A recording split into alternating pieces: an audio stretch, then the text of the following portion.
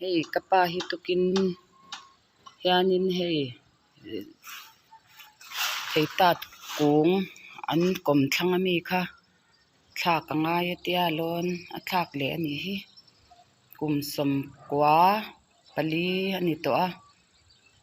tian pathian khongai na zara thei tat kunga ala lon ani hi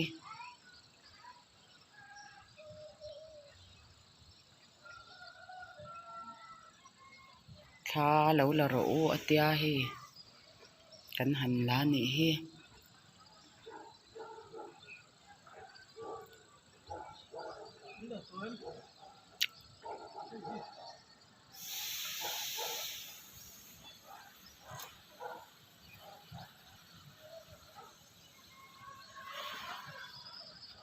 oh kala char char